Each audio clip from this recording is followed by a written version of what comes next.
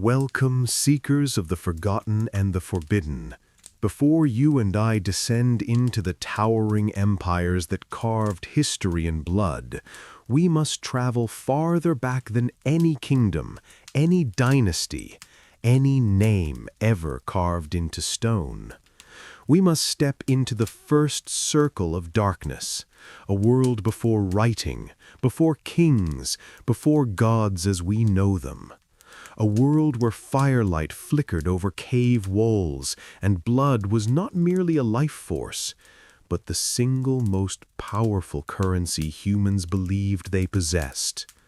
Tonight, we begin with the earliest humans, the ones who lived closer to the unknown than we ever will. These are the roots of the blood cults, the first rituals, the first fears, the first offerings that laid the groundwork for thousands of years of sacrificial tradition. In the beginning, there were only shadows, shifting, living things that stretched across cave walls cast by the flames of primitive fires. Early humans were surrounded by mysteries they could not explain. Lightning that split the sky without warning, animals whose strength far dwarfed their own, sickness that crept invisibly, death that stole breath without reason. In this world of uncertainty, blood became a symbol of control. It was the one thing that pulsed with energy, the one thing that visibly left the body at the moment life faded. Blood was power. Blood was identity. Blood was the bridge to the forces they feared and worshipped. The oldest caves tell this story without words. In European caverns like Chauvet and Lascaux, handprints appear on walls created when the artist's hand was coated not with paint, but with blood mixed with earth and fat. These weren't decorations, they were signatures, proof that the one who placed that hand had offered something of themselves to whatever lived beyond the cave's darkness. Archaeologists found bones arranged deliberately in circles, skulls set atop stone platforms, and traces of ceremonial fire that burned hotter and brighter than those used for survival. The patterns were too intricate, too intentional to be accidental. These were altars. These were the first temples. Early shamans emerged as the interpreters of the unseen. Wrapped in skins, bones clattering as they walked, faces painted crimson with ochre, they were believed to be half human, half spirit. Their power came from their willingness to open their own flesh. A drop of shamanic blood, shed during a ritual, was said to call down ancestral spirits. A cut across the hand during a hunt was believed to bless the weapons. Pain was not weakness, it was communication. And so the shamans guided their tribes into the first blood rites, teaching that blood must be given to maintain balance. The earliest human sacrifices were not punishments, they were gifts. The death of a chosen individual, often a captured enemy, sometimes a volunteer, and in certain cases a beloved member of the tribe, was thought to appease forces that threatened survival. When winter dragged too long or the hunt failed repeatedly, the tribes sought explanations. They believed they had angered something, and to restore favor, they spilled blood. Imagine a dark cave in the dead of winter, a tribe shivering beneath animal hides, the fires low, food nearly gone. The shaman stands before them, chanting, the symbols on the wall illuminated by flickering light. A sacrifice is chosen, perhaps a young hunter who volunteered, perhaps one believed to have been touched by spirits. His face is painted red, his wrists bound, not out of cruelty, but to prevent reflexive resistance. The tribe gathers close, inhaling the sharp scent of burning herbs. The shaman lifts a stone blade and offers one final chant to the unseen. When the blade falls, the blood spills onto the stone floor, and the cries echo through the cavern. The tribe waits, breathless, watching the fire's reaction, listening for signs, a sudden gust of wind, a shift in the flame, an animal's cry in the distance, anything to indicate that the offering has been accepted. Over thousands of years, these rituals grew more elaborate. Tribes shifted from nomadic groups to early settlements, but their belief in blood's power did not fade. The earliest proto-cities of the Near East reveal burial pits containing dozens of bodies arranged in ceremonial patterns, bones painted red, skulls placed carefully together as if preparing for a journey into the afterlife. Archaeologists uncovered remains of young individuals whose bones show no signs of struggle, implying that they were chosen, possibly groomed, for sacrificial purposes. In some early societies, blood rituals became tied to natural cycles. The moon's waxing and waning dictated ceremonial offerings. Eclipses triggered mass rituals as tribes feared the sky was being swallowed by a cosmic beast. When the moon turned red in a lunar eclipse, panic rippled through ancient communities. To them, the sky bled, and the earth needed to bleed in response. Blood had to mirror blood. So they offered up animals, and when desperation was high, people.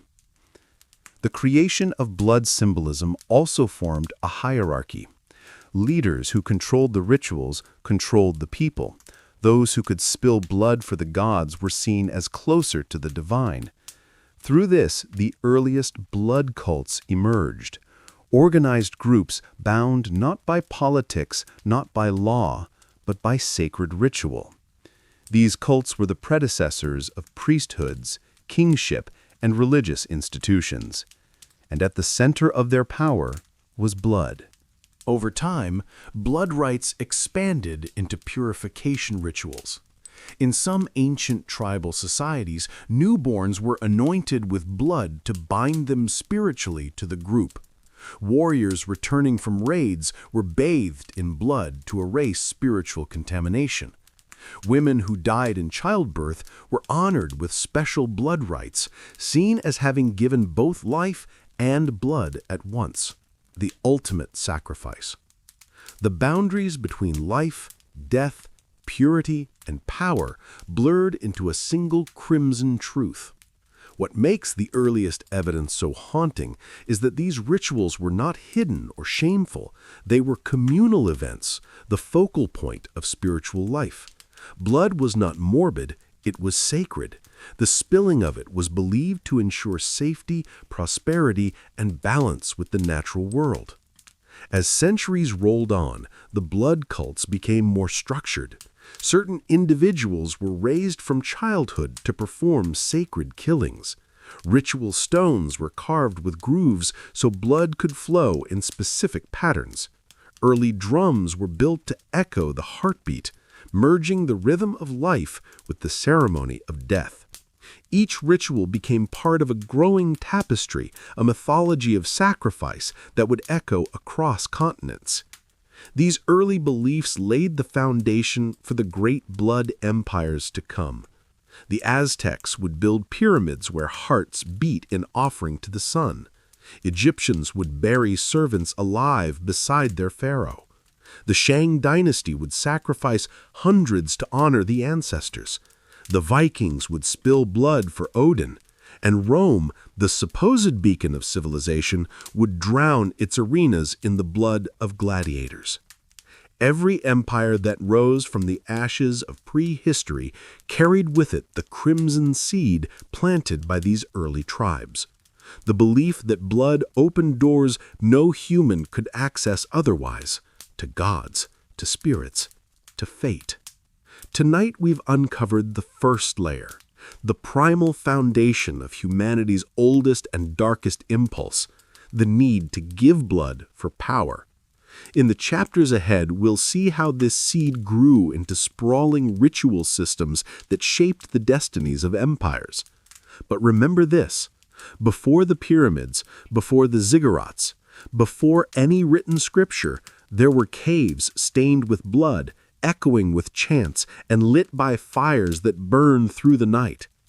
And it all began with a simple, terrifying thought, that the gods listened only when the earth turned red. Welcome back, wanderer of the forgotten. Tonight our journey carries us into the land scholars call the cradle of civilization, yet beneath its shining achievements, under the clay tablets and the ziggurats, lies a shadow few dare to examine.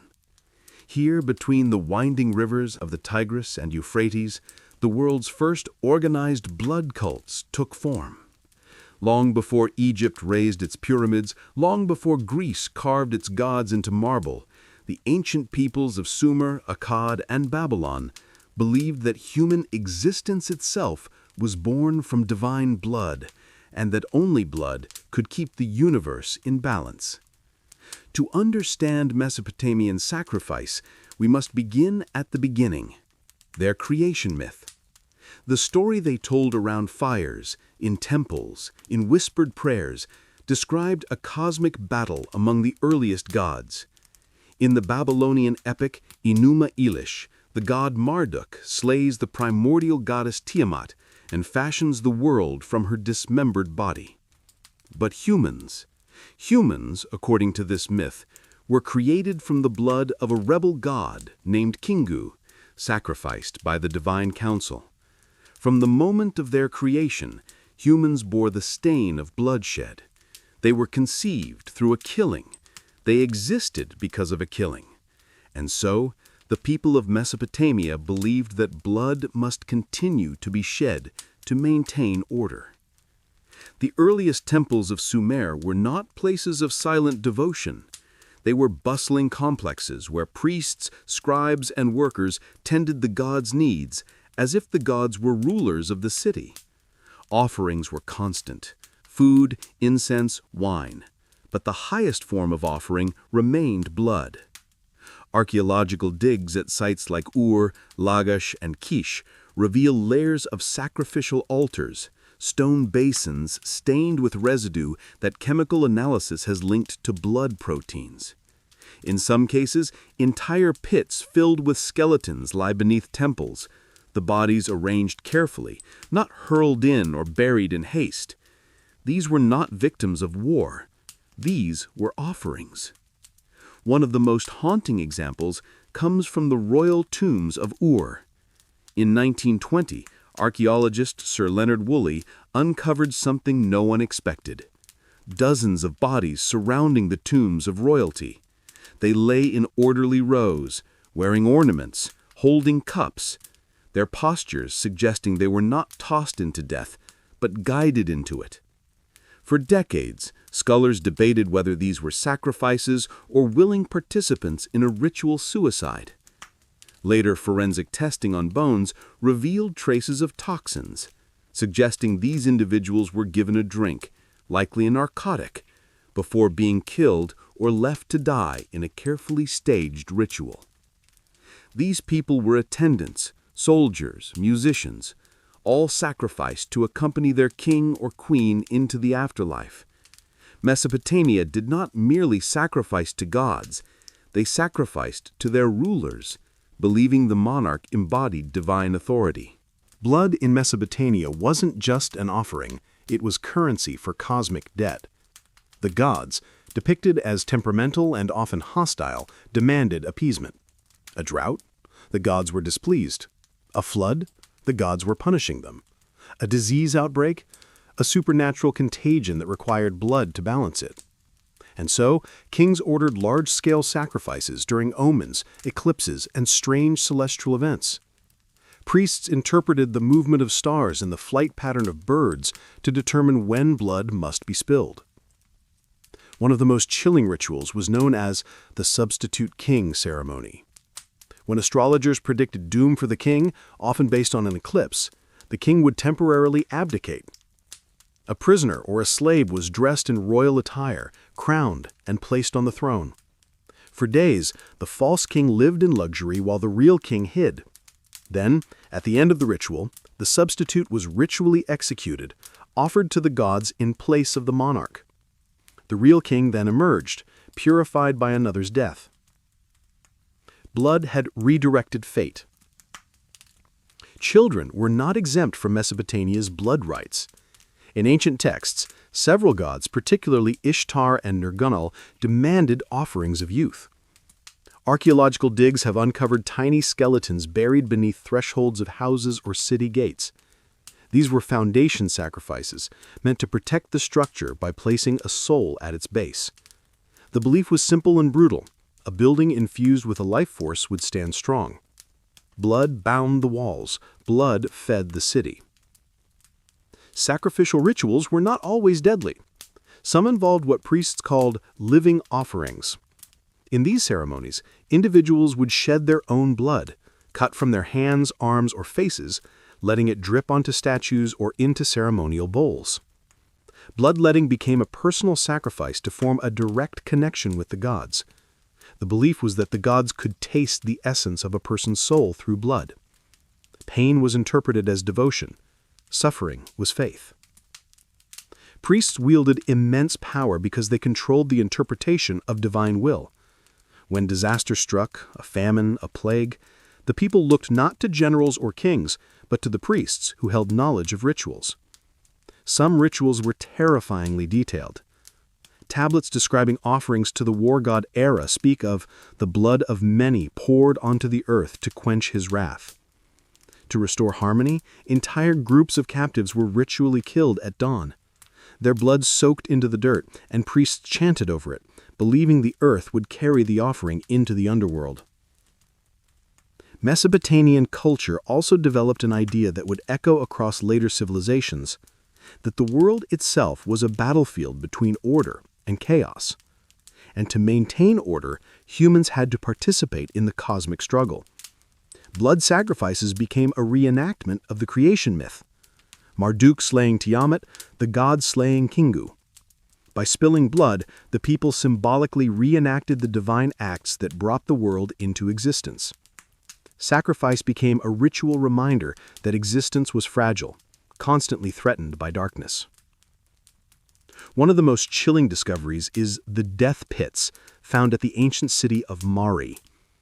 Excavations revealed large chambers where dozens, sometimes hundreds of bodies were intentionally arranged in spirals or concentric circles.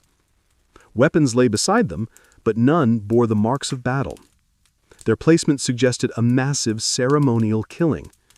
Scholars believe these were ritual responses to catastrophic omens, comets, eclipses, or devastating floods that required extraordinary sacrifices. Mesopotamia's blood cults were not limited to religion. They seeped into law, politics, and daily life.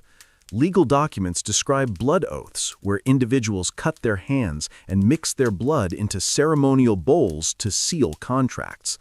Breaking such an oath was believed to bring divine punishment. Blood became legal binding, spiritual binding, and cosmic binding. As history progressed, the region saw the rise of more advanced civilizations, Akkad, then Babylon, then Assyria, each adding layers of complexity to ritual life. The Assyrians, known for their brutality in warfare, mirrored this savagery in their religious rites. Kings boasted of sacrificing enemies to the gods after battles, dedicating victory to divine favor. Babylonian priests refined sacrificial calendars, assigning specific days, lunar phases, and planetary alignments for offerings. The rituals grew more elaborate, more structured, but the heart of it remained the same: blood as balance.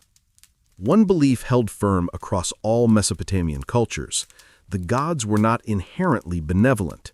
They were powerful, unpredictable, and eternally hungry. Humans existed not to be loved, but to serve.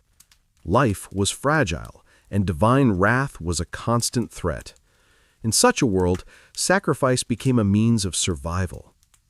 Even when later civilizations began shifting from human sacrifice to symbolic offerings, substituting animals, food, or precious objects, the memory of blood ritual lingered. The clay tablet still recorded the ancient ways. The temples still kept basins carved for blood drainage. The myths still spoke of gods who created humans from slain divinity. The people never forgot the crimson foundation upon which their world was built. Tonight we have walked through a land where humanity first learned to write, first built cities, first studied the stars, yet also where humanity first institutionalized the spilling of blood. In Mesopotamia, sacrifice was not merely ritual. It was worldview. It was identity. It was the link between humanity and the unimaginable powers that governed their fates. As we leave the ziggurats behind and travel toward the Nile, our story deepens.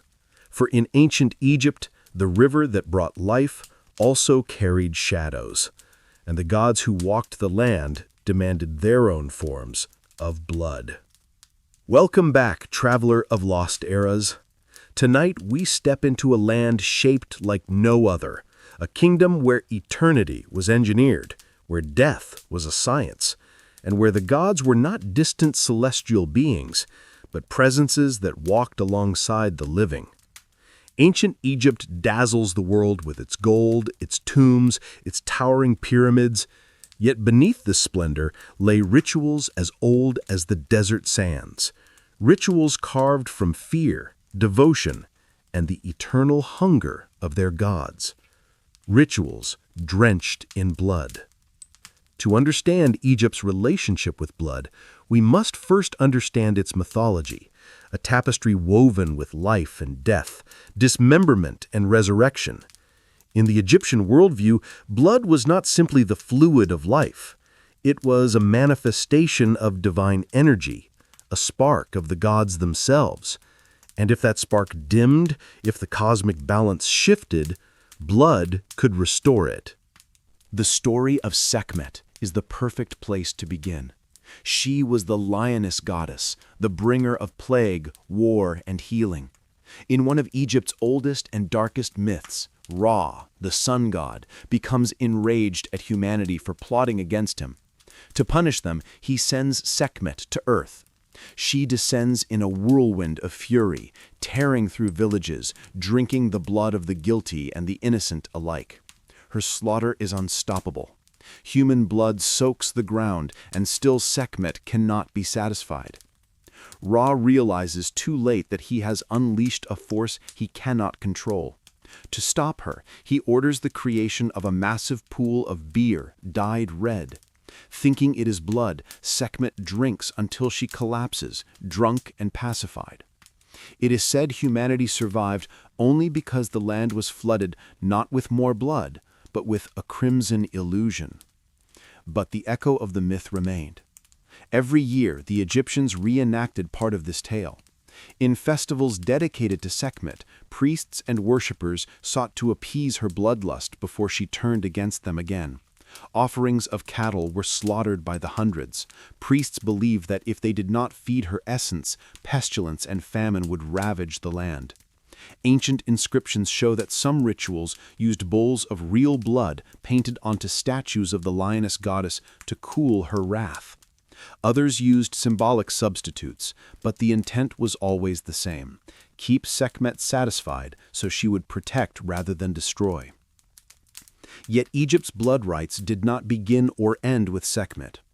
In the earliest dynasties, long before the age of pyramids, kings were buried with their servants in a practice archaeologists call retainer sacrifice. The dead monarch was believed to ascend into the afterlife as a god. To serve him eternally, dozens, sometimes hundreds of attendants were killed and placed neatly around the burial chamber. At Abydos, dozens of young men's skeletons have been found with marks indicating they were strangled or poisoned quickly and ritually. Their bodies show no disorder, no struggle. This was organized sacrifice on a royal scale. Why would anyone accept such a fate? Because in early Egypt, the king was not just a political figure. He was the earthly embodiment of Horus, the living god. Serving him in death was considered an honor, or at least that is what the ruling class taught. The truth remains shrouded. Were these attendants willing, or were they coerced? No records admit the latter, but bones never lie. As Egypt evolved, these mass sacrifices faded. By the time of the pyramids, symbolic figurines replaced real human attendance. But blood rituals did not disappear. They simply transformed. The ancient Egyptians believed death was a delicate transition. To ensure safe passage into the afterlife, priests performed opening of the mouth ceremonies. In these rites, an animal, often a bull or goat, was killed, and its blood used to anoint sacred tools. These tools then touched the dead person's lips, symbolically restoring speech, breath, and senses for the afterlife. The belief was clear: only blood could reawaken what death silenced. The cult of Osiris deepened this connection. Osiris was the god of death and rebirth, a deity whose own myth involved being murdered, dismembered, and revived. His resurrection became the blueprint for every Egyptian's hope of eternal life. During festivals honoring Osiris, priests reenacted parts of his myth. Some rituals involved symbolic dismemberment of offerings, echoing Osiris's mutilation by his brother Seth. Certain temples contain inscriptions describing blood poured onto sacred soil to recall the moment life returned to Osiris's body. In these ceremonies, blood was not death, it was rebirth.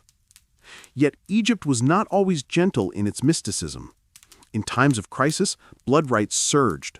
When the Nile failed to flood and famine threatened the kingdom, priests scoured the skies for omens and the deserts for signs. Desperation drove them to more extreme offerings. Ancient texts mention red rites performed in secret, rituals meant to restore the harmony between chaos and order. Scholars debate their nature, but fragments from the pyramid texts and coffin texts hint that human sacrifice, though rare, was not completely absent even in later eras. Some of the most unsettling evidence comes from hieroglyphic inscriptions describing the slaying of enemies ritual. On certain festival days, effigies representing the forces of chaos were ceremonially hacked apart. At times, these effigies were substitutes. But in other instances, captured prisoners were killed to metaphorically reenact the triumph of order over chaos. These sacrifices were political theater and spiritual necessity all at once. Blood was also a tool of purification. In temple complexes, priests performed daily rituals requiring absolute cleanliness. To maintain this purity, blood from ritual animals was occasionally sprinkled around temple perimeters to ward off malevolent spirits. In some rites, priests cut themselves lightly, offering drops of their own blood as a personal promise of loyalty to the gods. Pain became devotion. Blood became proof. The Egyptians believed the heart was the seat of the soul, not the brain. The heart recorded every deed, every emotion. In the Hall of Judgment, the heart was weighed against the feather of Maat, the goddess of truth. A heavy heart damned its owner. A balanced heart granted eternity. This belief fueled a unique and chilling fear. If the heart could betray you in death, then blood, its essence, must be guarded in life. This led to rituals meant to cleanse and strengthen the heart. Some involved symbolic bloodletting. Others required consuming sacrificial meat blessed by priests. Spiritual purity was not merely moral, it was biological. One rarely discussed aspect of Egyptian blood ritual lies in medicine. Egyptian physicians were among the most advanced in the ancient world, yet their practices were woven tightly with spiritual belief. Blood was used in salves and ointments, believed to carry healing power if properly sanctified. While most of these were animal-based medicines, some texts hint at more taboo substances, including dried human blood used in spells for protection or dominance. Such practices were not widespread, but their existence reveals a deeper truth about Egypt. Science and magic were not opposites. They were intertwined, and blood was the bridge. Priests held the highest knowledge. To rise within their ranks, one had to endure purification rituals, sleep in sacred chambers, memorize thousands of lines of sacred text, and sometimes shed blood, metaphorically or literally, to sever ties to their old life. The priesthood managed Egypt's cosmic order, ensuring Maat prevailed over chaos. Failure meant disaster, and so the rituals continued, century after century. Even the landscape of Egypt reflected its blood rites. The Nile, which brought life to the desert, was seen as a sacred artery. Its annual flooding was viewed as the land itself bleeding and being renewed. During certain festivals, offerings dyed red were cast into the river to symbolize the cycle of life, death, and rebirth.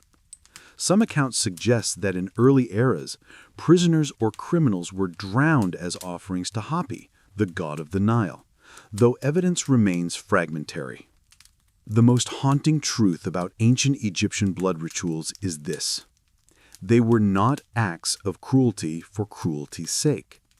They were acts of cosmic maintenance. In the Egyptian mind, the universe was fragile. Without proper rituals, without correct offerings, the world could collapse back into primordial chaos. Blood kept the gods strong. Blood kept the dead alive. Blood kept the living in harmony with forces beyond their understanding. Tonight, we walked through a civilization that built eternity out of stone, yet always felt the breath of chaos on its neck. From the lioness goddess Sekhmet to the resurrected Osiris, from royal retainers to sacrificial bulls, Egypt's relationship with blood was complex, mystical, and at times terrifying. As we leave the banks of the Nile, our path turns west, toward a civilization whose blood rites would eclipse all others. Not in subtlety, nor in symbolism, but in scale. A civilization that believed the sun itself would die without human sacrifice. Welcome again, traveler of shadows.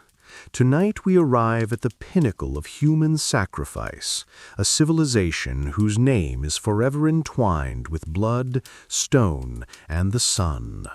A world where entire wars were fought not for territory, not for wealth, not even for revenge, but for bodies, for beating hearts, for souls torn from living chests beneath the open sky.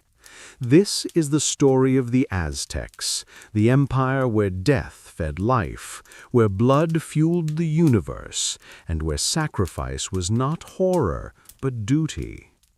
Imagine standing in the heart of Tenochtitlan in the 15th century. The city rises like a jewel from the waters of Lake Texcoco. Canals crisscross the urban grid. Markets bustle with tens of thousands of traders. Pyramids tower above everything, white limestone steps climbing toward the heavens. At the temple precinct, incense swirls upward in thick clouds, drums pound like thunder, and on top of the Great Pyramid, the Templo Mayor, lies a stone slab stained permanent dark red. It is here, under the blazing sun, that the Aztecs offered their most precious gift, human life. To understand why, we must look at the Aztec worldview. They believed the universe was fragile and perpetually on the brink of collapse. They lived in the fifth age, the fifth creation of the world. The previous four had ended catastrophically. One drowned, one burned, one was destroyed by jaguars, another by monstrous winds. And the fifth? This world survived only because the gods sacrificed themselves to set the sun in motion. The god Nanahuatzin threw himself into a sacred fire to become the sun. But even after emerging, the sun lacked the strength to move across the sky. Only when the other gods slit their throats and spilled their divine blood did the sun begin to rise. For the Aztecs, this myth was more than a story, it was law. The sun lived only because of sacrifice. If the gods shed blood to sustain the universe, humans must do the same. They believed the cosmos ran on a precarious exchange. Humans fed the gods, and in return the gods kept the world alive. Without sacrifice, the sun would falter, the stars would fall, darkness would devour the earth. So every ritual, every battle, every ceremony served one purpose: to keep the sun alive. The most feared and revered of the Aztec gods was Huitzilopochtli, the hummingbird of the south, the god of the sun and war. His appetite for sacrifice was insatiable. The Templo Mayor had 2 shrines at its top, one for Tlaloc, the god of rain, and one for Huitzilopochtli. Sacrifices for the rain god often involved children, whose tears were believed to summon storms. But the sacrifices for Huitzilopochtli, those were the ones that defined the empire. On special days, priests clad in feathered cloaks and obsidian blades climbed the pyramid alongside long lines of captives. These captives were not random.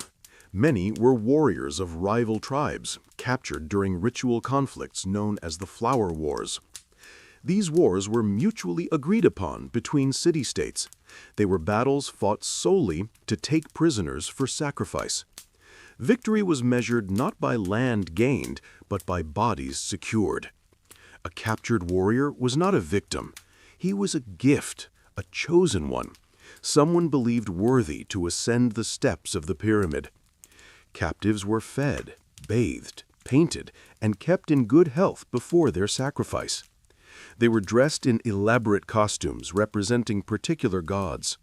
Some were even treated as honored guests until the day came. And then, at the height of the ceremony, the drums boomed.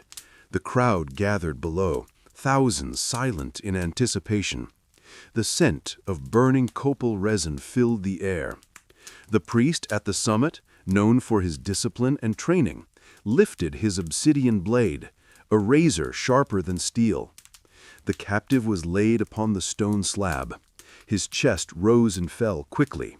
His eyes lifted to the sky. Then the blade plunged. With swift, practiced movements, the priest cut between the ribs, reached inside, and lifted the heart still beating. He held it high, offering it to the sun. The crowd roared, believing they were witnessing a sacred exchange, one life given so all others might continue. The body was then cast down the steps of the pyramid, tumbling until it reached the courtyard below.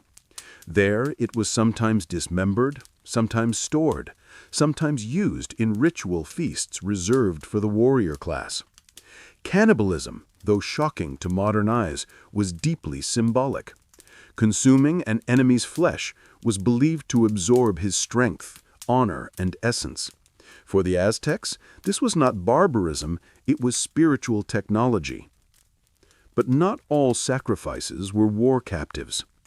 In the festival of Toxcatl, a young man was chosen each year to represent Tezcatlipoca, the god of destiny and sorcery. For 1 year, he lived as the god incarnate, adorned in gold, worshipped, served, treated with reverence. He learned flute, dance, ritual etiquette. Women were assigned to accompany him. He walked the streets with an entourage, receiving flowers and prayers. And then, at the appointed day, he peacefully walked up the temple steps, broke the flutes he had played throughout the year, and laid himself upon the sacrificial stone. His death ensured the continuity of Tezcatlipoca's blessing. To the Aztecs, sacrifice was not cruelty. It was cosmic alignment. It was duty. It was glory. But the scale was staggering. Spanish chroniclers, though often embellishing, still provide glimpses of terrifying magnitude. Some accounts describe thousands sacrificed in a single ceremony. At the dedication of the expanded Templo Mayor in 1487, records claim up to 20,000 were killed over 4 days. Though scholars debate this number, even conservative estimates place the count in the thousands. Stone knives, ritual bowls, and altars found at excavation sites confirm mass ritual activity on extraordinary scales. Priests were specially trained for this work. From childhood, they entered Kalmekak schools, where they learned astronomy, ritual timing, mathematics, and the ethical codes of sacrifice. They endured physical trials, fasting, bloodletting, sleepless nights to prove their devotion. Their hair, often matted with the blood of rituals, hung in thick black ropes. It was said that the scent of a high priest was unmistakable, a mixture of incense, sweat, and dried blood. To be a priest was not a privilege, it was a burden, a holy weight. The Aztecs developed an entire ritual system around blood. Small acts of bloodletting were common among priests and nobles. Tongues pierced with obsidian shards, ears cut, thighs lanced, blood dripped onto sacred paper. These papers were then burned, sending the essence upward to the gods. Bloodletting was communication, devotion, and penance. One of the most haunting ritual complexes was the tzompantli, the skull rack. Rows upon rows of human skulls were mounted on wooden poles. These racks displayed the skulls of sacrificial victims, arranged by year, by festival, by war. The tzompantli was not merely a warning to enemies. It was a calendar, a monument, a cosmic library. The heads of the sacrificed became offerings to the gods of death, transformation, and transition. Archaeologists have uncovered massive circular towers made entirely of human skulls, many drilled cleanly through the sides to fit onto the poles. Such structures confirm the scale of sacrifice the Aztecs practiced. Yet despite its brutality, Aztec sacrifice was not random violence. It was methodical, structured, deeply spiritual. It was tied to astronomical cycles, agricultural seasons, and political identity. Rituals were scheduled around solstices, equinoxes, and celestial alignments. Priests believed that blood spilled at precise times amplified its power. Human hearts were the food of the sun, and blood was the sap of the gods. There is another truth. The Aztec Empire used sacrifice as a tool of control. Neighboring city-states feared them not just because of their armies, but because capture meant ritual death. The Flower Wars, strategically orchestrated, ensured a steady supply of captives and reinforced the Aztec worldview of divine purpose in warfare. Soldiers sought honorable death in battle, believing that if they died as warriors, they would accompany the sun across the sky as hummingbird spirits. Women, too, participated in the ritual cosmology. Mothers who died in childbirth were honored as warriors, as they had fought a battle to bring life. Their spirits were believed to join those of soldiers fallen in war.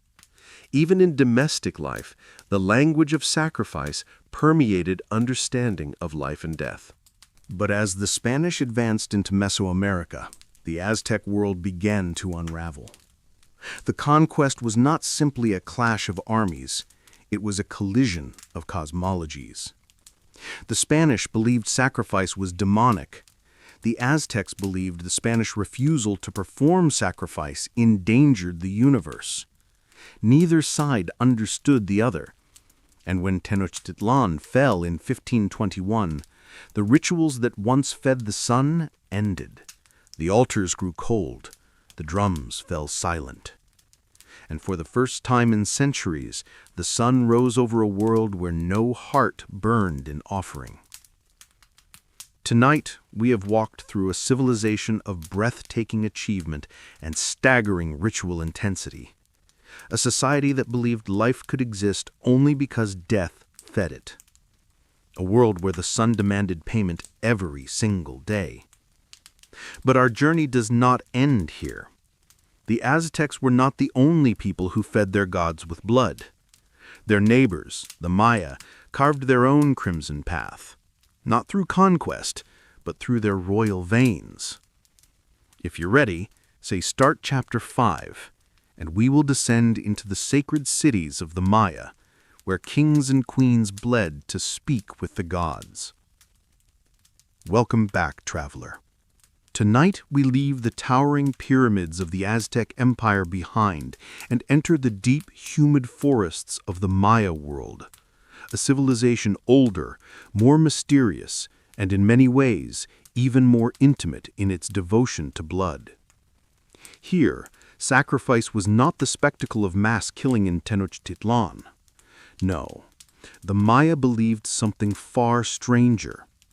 They believed the most powerful sacrifice came not from captives, but from their own flesh, from the veins of their kings, from the tongues of their queens, from the sacred blood of rulers who tore open their bodies so they could speak with gods. The Maya homeland stretches across present-day Guatemala, Belize, Honduras, El Salvador, and southern Mexico. In these dense jungles, city-states rose like emerald islands: Tikal, Palenque, Copan, Calakmul, Yaxchilan. Each was ruled by a dynasty that claimed divine bloodlines, tracing their ancestry to gods, stars, and mythic ancestors. Their power rested not only on political strength, but on their ability to bleed for the cosmos. To the Maya, bloodletting was the holiest act a ruler could perform. The belief was simple, yet profound. Blood contained chulel, sacred essence, spiritual energy, the fire of life. This essence, when released, created a bridge between the human and the divine. The gods did not simply demand blood, they communicated through it. Bloodletting was a form of divine dialogue, a ritual of opening pathways between worlds. Imagine a Maya king atop a temple at dawn. The jungle hums below him, insects buzzing, birds calling, leaves stirring. He stands with his attendants, preparing for the ritual. In his hand is a stingray spine, one of the sharpest natural weapons known to ancient people. In Maya symbolism, it is not just a tool of pain, it is a sacred blade. He inhales deeply. Priests chant beside him. He brings the spine to his foreskin or tongue and pulls. Pain flashes through his body. Blood drips onto bark paper. His attendants burn the paper, the rising smoke carrying his essence to the gods. The king sways, dizzy not just from the blood loss, but from the trance the ritual produces. Within moments, he sees visions, ancestors, gods, serpents, cosmic beings. The Maya believed these visions were messages, prophecies, guidance. And because the king shed his own blood to receive them, they were honored as truth. But the kings were not alone in this. Some of the most powerful political figures in Maya history were queens, women who also bled for the cosmos with equal devotion and authority. One of the most famous scenes in Maya art is from Yaxchilan, carved into a limestone lintel known as Lintel 24.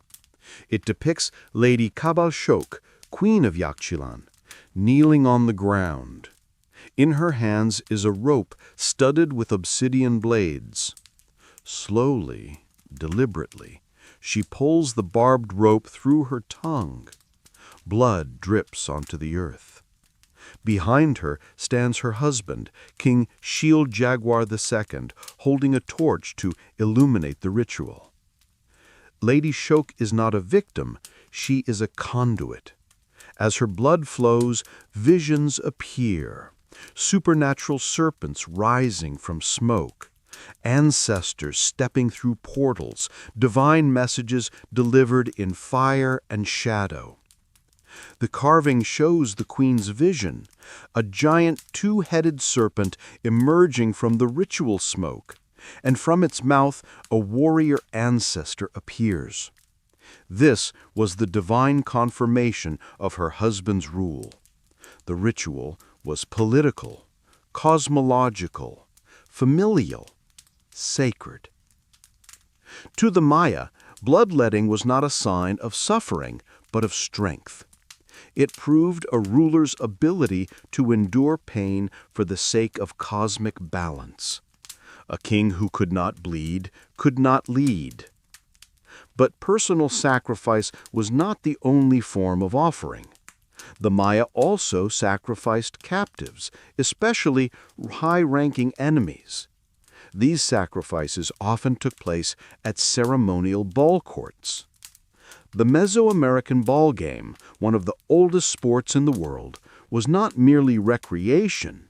It was a reenactment of the eternal struggle between life and death, day and night, gods and demons.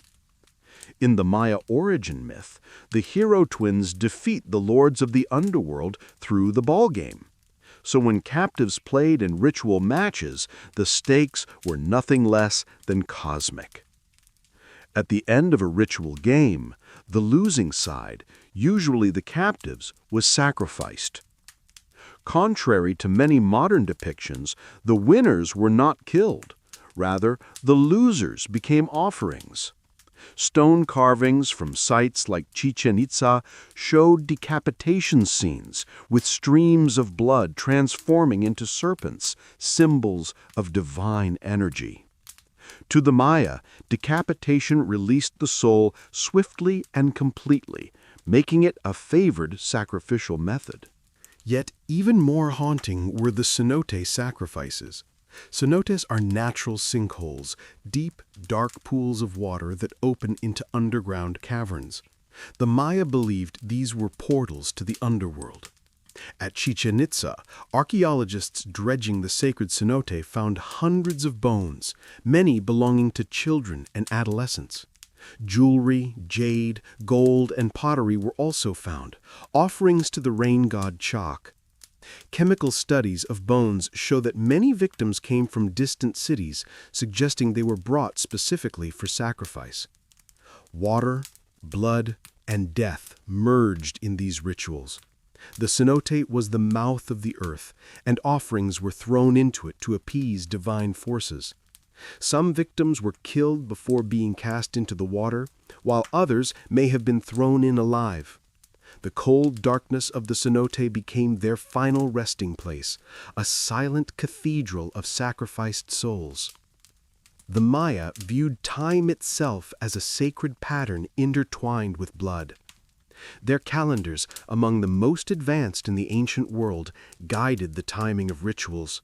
Certain days were considered dangerous, others auspicious. Priests calculated the proper alignment of stars, the positions of planets, the cycles of Venus.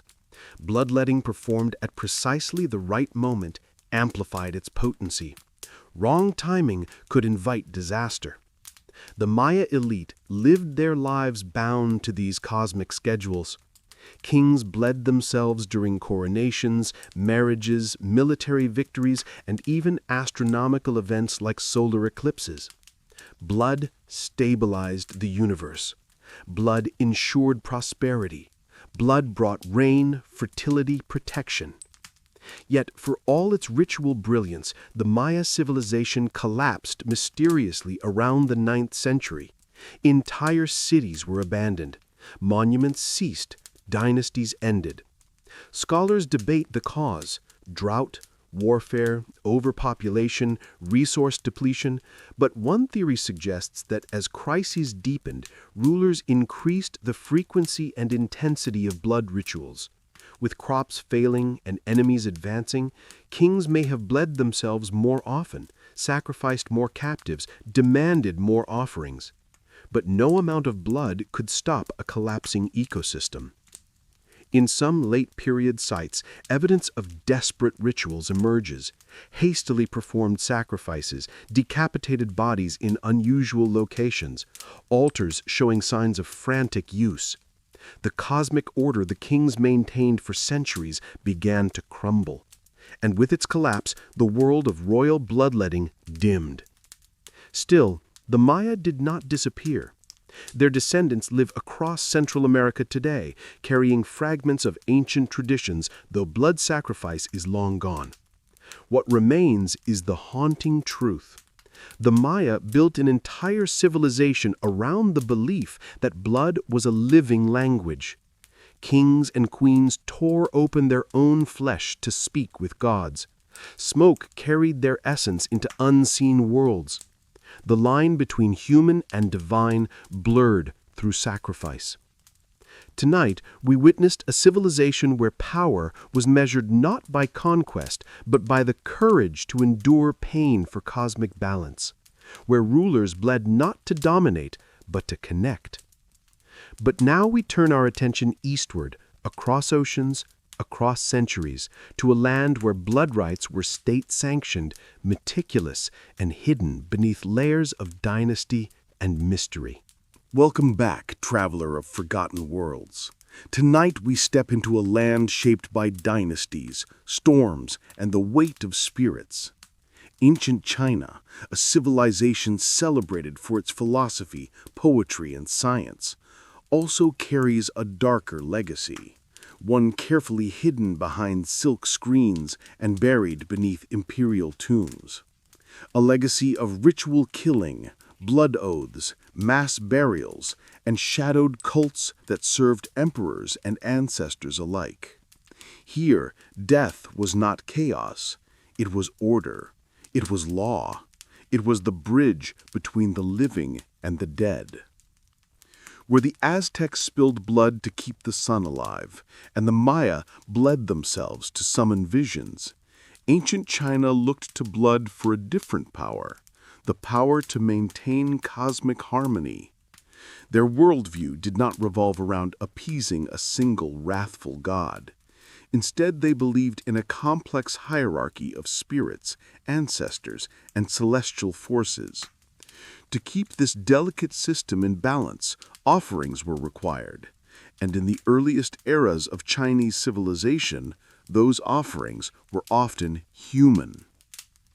To understand the blood rites of ancient China, we begin with the Shang dynasty, the first historically verified ruling house, flourishing over 3,000 years ago. The Shang were masters of bronze, builders of walled cities, and mystics who communicated with the divine through bone and flame. Their priests carved questions into ox scapula and turtle shells, then placed them into fire. The cracks formed by heat revealed answers from the ancestors. These were the oracle bones, the earliest written records in China, inscribed with concerns about crops, war, weather, and sacrifice. The oracle bones speak plainly. They describe how many victims were required for certain rituals, 10 prisoners for a healing rite, 30 enemies for a military victory, 100 slaves to honor ancestors at the New Year. These victims were not metaphors. Their bones, excavated from Shang sites like Anyang, show cut marks consistent with decapitation, dismemberment, or burning. Ancient texts refer to these offerings simply as renshun, human victims. The Shang believed their ancestors were powerful, ever-present, and easily offended. If a good harvest was needed, blood must be spilled. If a prince fell ill, blood must be spilled. If war loomed on the horizon, a mass sacrifice might be required to ensure victory. Blood was a dialogue with the unseen, and the Shang conducted it on an extraordinary scale. Archaeologists have uncovered vast sacrificial pits at Shang ritual centers. Some pits contain dozens of bodies arranged in orderly lines. Others contain headless corpses, their skulls placed separately. Many victims were young adults, possibly war captives or slaves taken from rival tribes. In some cases, entire groups were buried alive, their bodies positioned as if struggling in their final moments. The most astonishing sacrifices are those found in the tombs of Shang kings. Royal burials often included not only bronze vessels, jade ornaments, and chariots, but dozens, sometimes hundreds of human attendants. These attendants were killed at the time of burial, positioned around the tomb to serve the king in the afterlife. Like early Egypt, but on an even larger scale, China's elite believed that real people must follow their rulers into death. One of the largest tombs, belonging to Lady Fu Hao, a powerful general and consort, contained 16 sacrificed humans along with 6 dogs. Her burial was modest compared to some kings whose tombs contained hundreds. These people were not community volunteers. They were ritual offerings, their fates sealed by their master's death. But the Shang dynasty's rituals were only the beginning. As the Zhou dynasty replaced the Shang, political and spiritual practices shifted, but blood rituals did not disappear. Instead, they became more structured, coded, and bureaucratic. The Zhou justified their rule through the mandate of heaven, the belief that kings ruled only with divine approval. Loss of virtue meant loss of the mandate. To maintain harmony between heaven, earth, and humanity, sacrifices were essential. Human sacrifice became less common, but it did not vanish. Instead, the Zhou introduced a system of symbolic substitution. Animals stood in for humans: pigs, bulls, horses. But during crises, when threats grew dire or omens turned ominous, human offerings still occurred. Ancient texts describe dark rituals performed in times of rebellion, famine, or plague. These sacrifices were considered too dangerous to conduct publicly, so they occurred at night, deep within palace compounds, overseen only by select priests and nobles. The rites themselves were intricate. Victims were washed, dressed, and sometimes painted with cinnabar, the red mineral symbolizing life essence. Some were strangled, others were stabbed. Still others were buried alive beneath new fortifications or city gates in a ritual known as foundation sacrifice. These victims became spiritual guardians of the structure, their souls bound to protect it for generations. Throughout the Warring States period, blood rituals took on new political significance. As kingdoms clashed in brutal wars, rulers sought signs from ancestors before every major campaign. Blood oaths were sworn by troops who cut their palms and mingled their blood in bowls before drinking mixtures of wine and blood. To break such an oath was believed to bring catastrophic spiritual consequences. Entire cities sometimes engaged in mass blood rituals when omens predicted disaster. Comets, eclipses, droughts, all were seen as warnings from heaven. Ancient chronicles record times when rulers opened the prisons and sacrificed criminals to appease cosmic forces. These rituals were not driven by cruelty, but by terror, the fear that heaven itself might withdraw favor. As China progressed into the Qin and Han dynasties, human sacrifice became increasingly rare, officially discouraged by imperial decree. But hidden practices persisted. The first emperor, Qin Shi Huang, the same ruler who built the terracotta army, is rumored to have entombed workers inside his mausoleum to protect its secrets. Though evidence remains debated, writings from the period hint at silent deaths behind the colossal tomb. The Han dynasty further institutionalized blood rites through state ceremonies. While human sacrifice diminished, the symbolism remained potent. Animals were killed in elaborate numbers during imperial rituals meant to honor heaven and earth. Blood was sprinkled on the ground, on altars, and on sacred vessels. Unlike the public spectacles of Mesoamerica, China's rituals were quiet, controlled, almost bureaucratic. But their purpose was the same: to maintain cosmic order. Beneath the surface, darker cults continued to thrive. Rural communities practiced shamanic rites involving bloodletting and spirit possession. Some sects believed that consuming dried human blood, usually from executed criminals, granted protection against evil spirits. Records from the Han era describe secretive groups performing night sacrifices, offering human-shaped effigies soaked in blood. As centuries passed and dynasties rose and fell, blood rites evolved into symbolic acts. Confucian philosophy emphasized order and morality. Taoist mysticism focused on harmony with nature. Buddhism introduced ideas of compassion and karmic consequence. Human sacrifice faded into memory, preserved only in the earliest texts and buried bones. But vestiges remained. Some executions were conducted with ritual precision as offerings to the justice of heaven. Some tombs continued to include human victims in remote regions. And local cults, especially in the North and West, clung to sacrificial rites long after imperial law forbade them.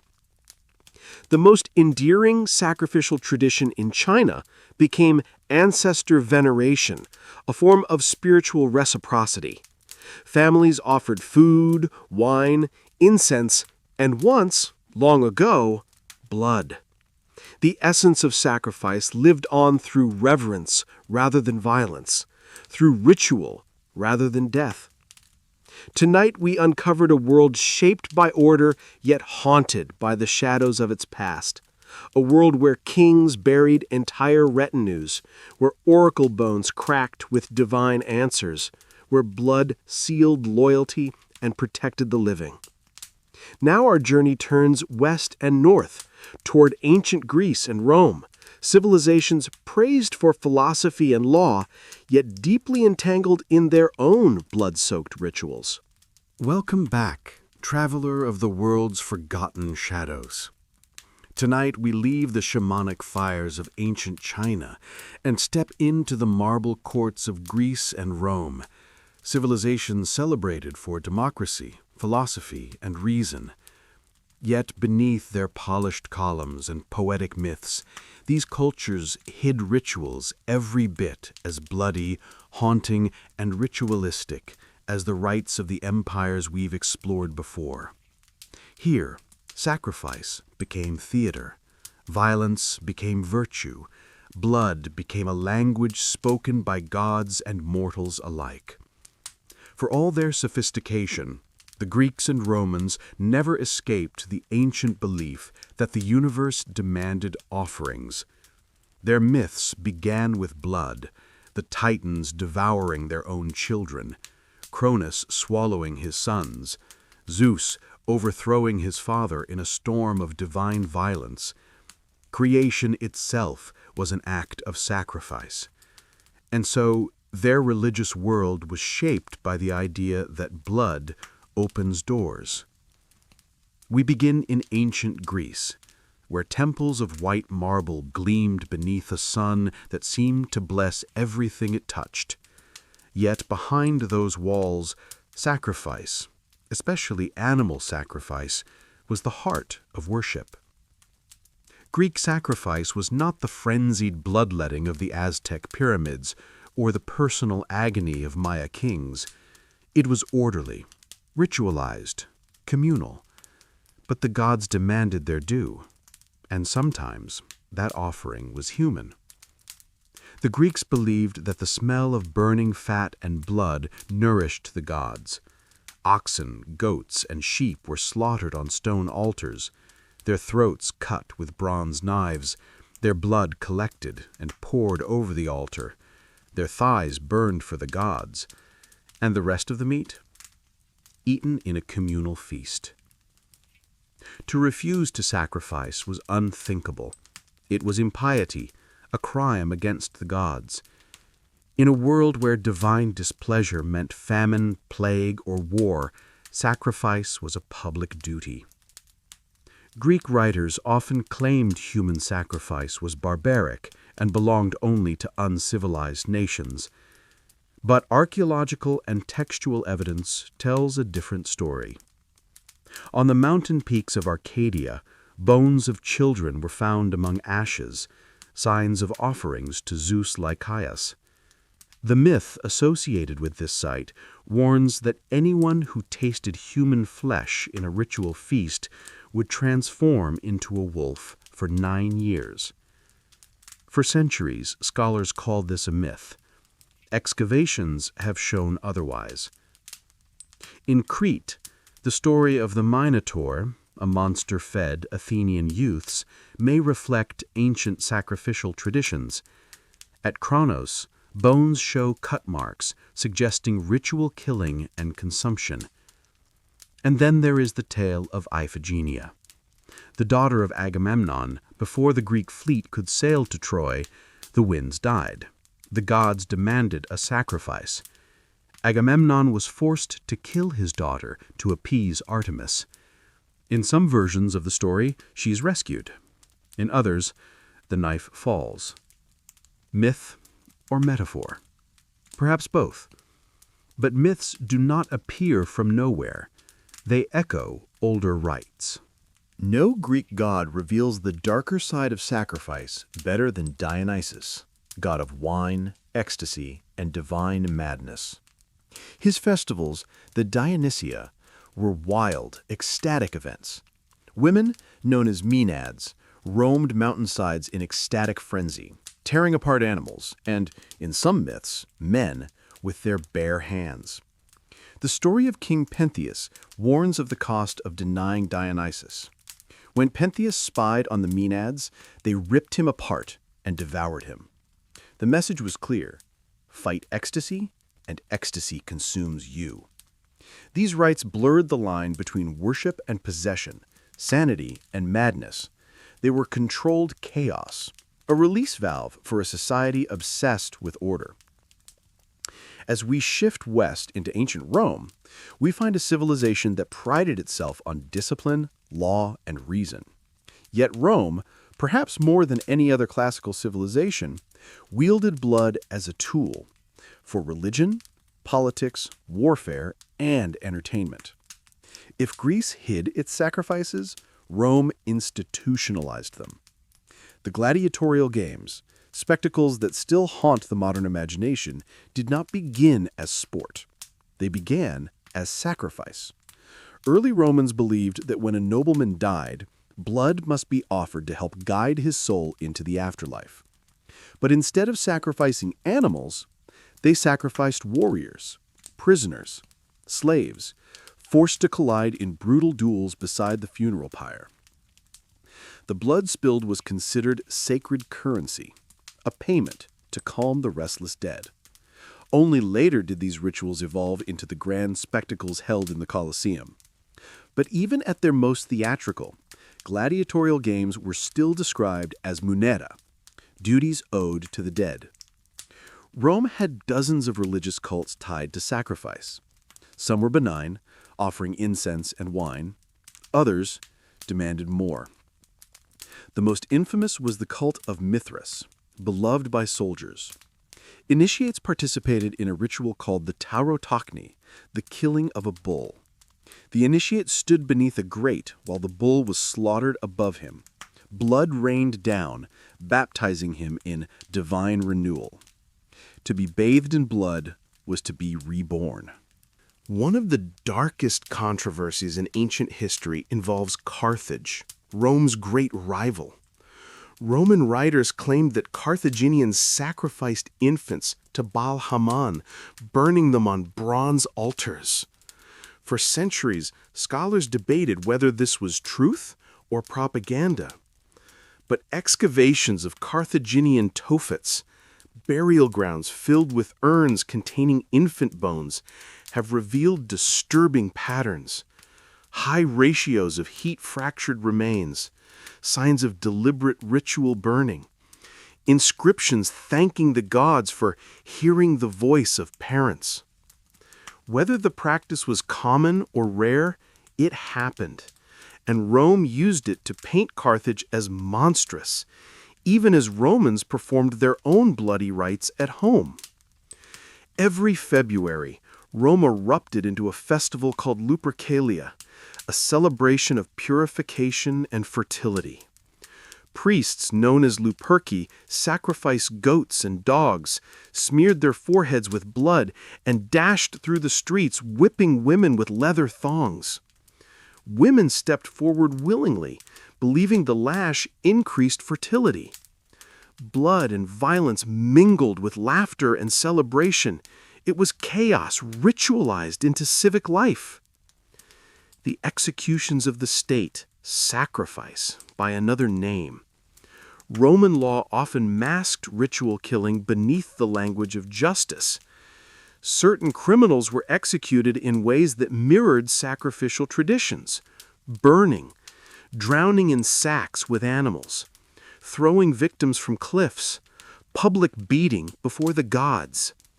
These punishments were offerings to maintain order, sacrifices to the gods of law, vengeance, and stability. Rome's most sacred priestesses were forbidden to shed their own blood. They maintained the eternal flame of Vesta, symbol of the city's life. If a Vestal broke her vow of chastity, she was buried alive. The Romans believed that spilling a Vestal's blood would curse the city. So they avoided it, not out of mercy, but superstition. Blood had rules. Blood had hierarchy. Blood had power. Both Greece and Rome built philosophies that reshaped the world. Socrates questioning the soul, Plato crafting ideals, Aristotle defining logic, Cicero refining law. Yet their intellectual brilliance was mirrored by a deep, ancient desire to spill blood for cosmic and civic balance. Civilization does not erase primal beliefs, it refines them. In Greece, sacrifice became theater, clean, elegant, symbolic. In Rome, sacrifice became institution, organized, bureaucratic, state-sanctioned. But the heart of it remained the same, the belief that the divine needed offerings, that the universe noticed blood. The same people who wrote epic poetry also slaughtered bulls on temple altars. The same empire that built aqueducts also drowned criminals as offerings. The same philosophers who pondered virtue attended games where men were cut down like animals. Tonight, we've walked through marble cities with shadows deeper than any dungeon, civilizations praised for their rationality, built on rituals as old and primal as fire. And now we turn our steps northward, toward cold seas, toward ships carved like dragons, toward people who believed that blood carried prophecy and that death could open the gates of fate. Welcome back, traveler of forgotten worlds. Tonight we sail north, past the soft river valleys of Rome, past the warm winds of the Mediterranean, past the boundaries of the known world, into the frozen seas where shadows move beneath the northern lights. Here dwell the Norse, whom history remembers simply as the Vikings, but whose culture was far more complex, mystical, and blood-woven than the stories of raids and plunder suggest.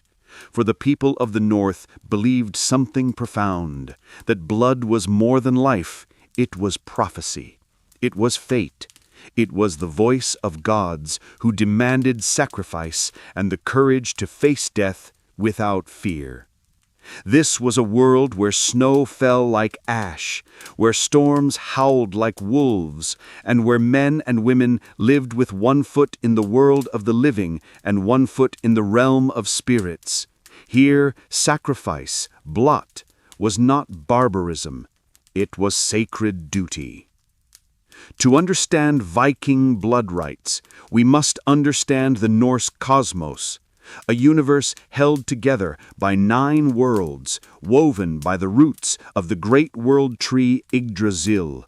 At its highest branches lived the shining gods of Asgard. At its depths writhed monsters of chaos, giants of frost, serpents coiled beneath the earth. Between them lay Midgard, home of humans, linked to the divine by fragile bridges of rune, ritual, and blood. The Norse did not fear their gods. They respected them and knew they were dangerous. Odin, the All-Father, demanded wisdom at any cost. Thor smashed giants with thunder, but required offerings to bless the harvest. Freyr brought fertility only when honored properly. And the dead needed appeasement too. Blood rituals were the key to navigating this dangerous world. The blot was the heart of Norse ritual practice.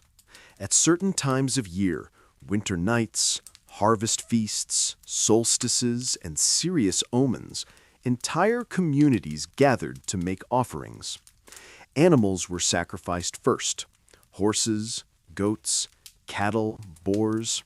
The animals were led to a sacred grove or temple, their heads held high as priests, Gothar, recited runic invocations. With a swift cut to the throat, the blood poured into wooden bowls, steaming in the cold air. Priests dipped bundles of twigs, har, into the blood and sprinkled it upon statues, walls, and worshippers. The Vikings believed the blood sanctified everything it touched. The atmosphere was thick with smoke, mead, chanting, and the copper scent of blood. After the sacrifice, the community feasted on the meat, believing that sharing the sacrificial animal connected them spiritually. But animals were not always enough. Though rare and reserved for significant events, human sacrifice was part of Norse tradition. Ancient chronicles, both Norse and foreign, describe haunting ceremonies. In times of famine or plague, a community might sacrifice a powerful person, believing their life force would restore balance.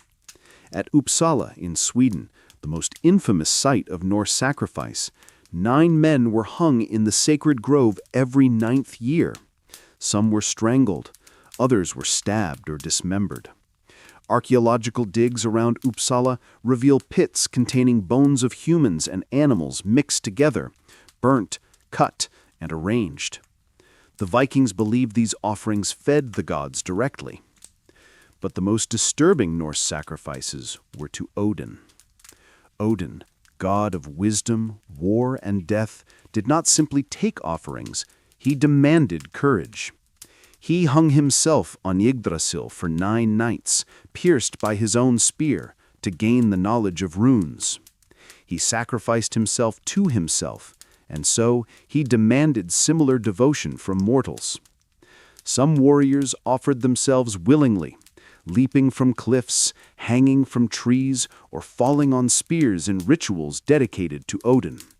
To die in such a way was to secure a place in Valhalla. No part of Viking culture is more mysterious or more terrifying than the practice of Seder, the ancient Norse magic of prophecy and destiny. At the center of this tradition were the Volar, seeresses who walked between worlds. A Volva was feared as much as she was revered. Dressed in cloaks of animal hides, adorned with bronze and amber, she carried staffs carved with serpents and symbols. She traveled from village to village, performing rituals of foretelling. Her visions required sacrifice.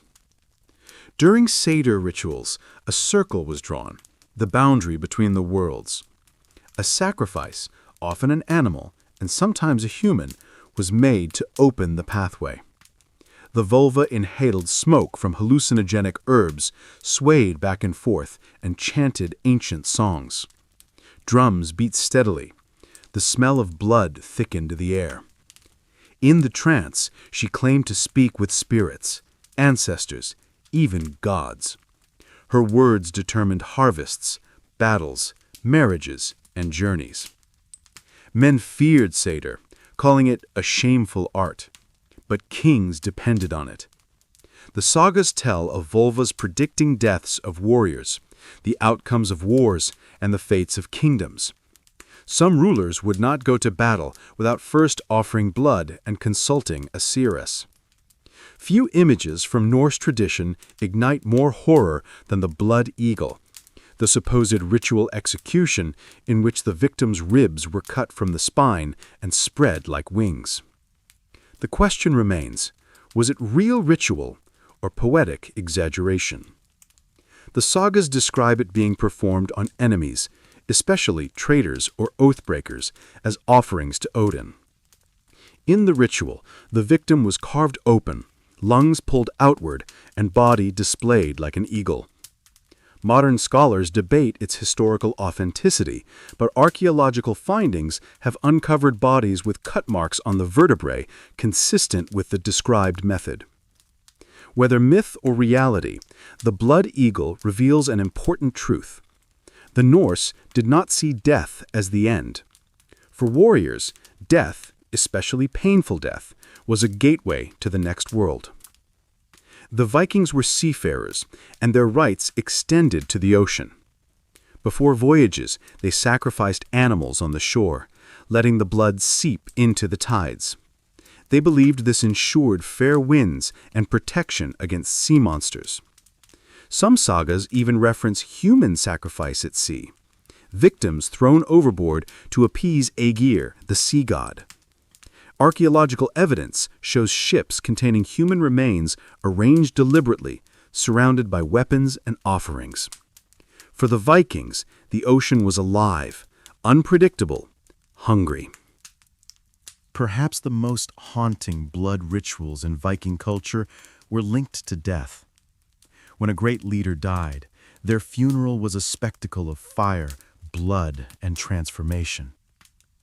Arab traveler Ahmad ibn Fadlan recorded a Viking funeral on the Volga River in exquisite detail.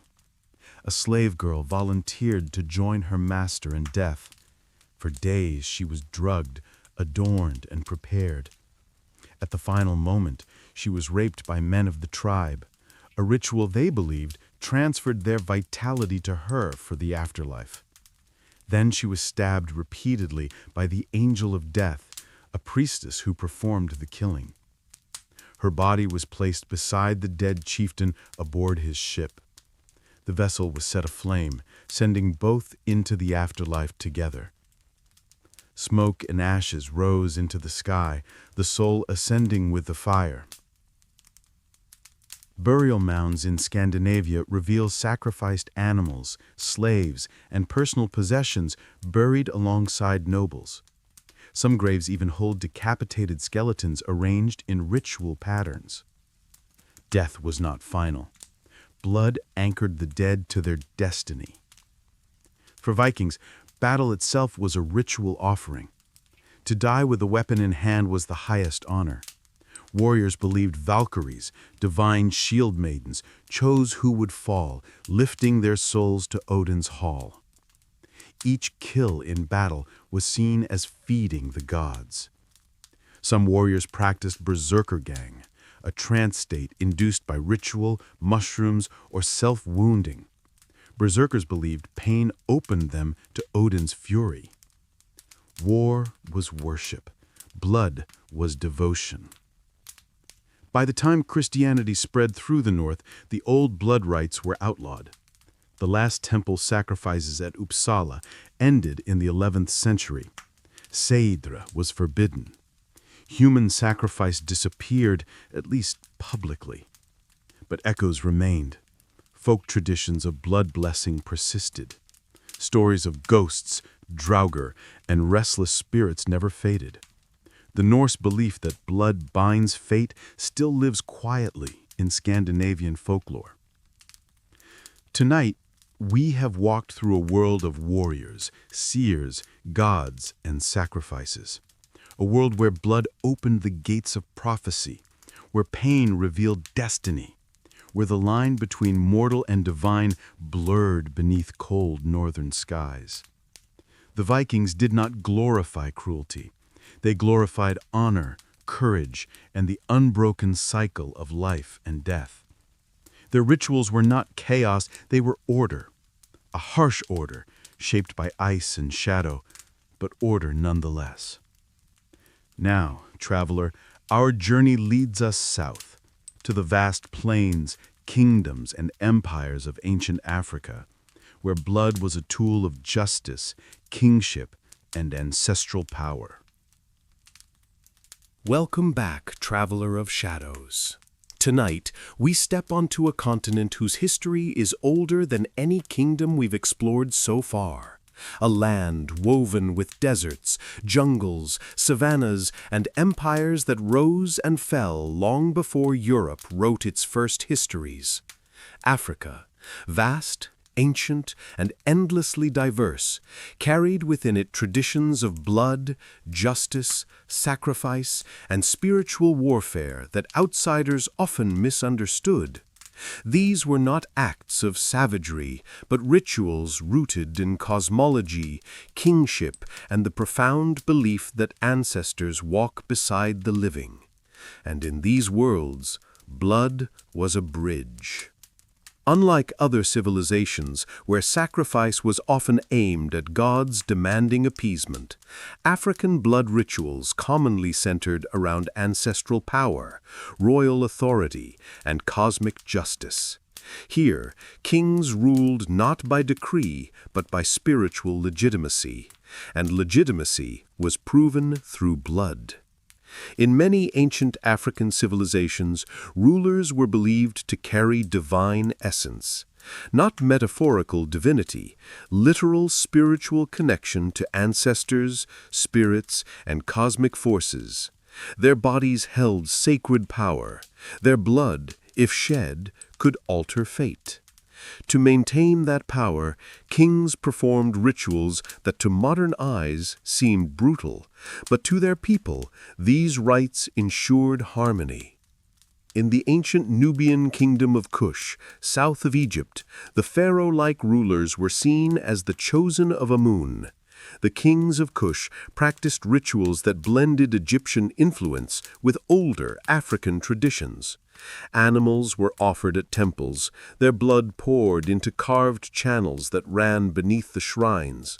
While human sacrifice was rare, certain royal events demanded something more profound, the symbolic spilling of royal blood.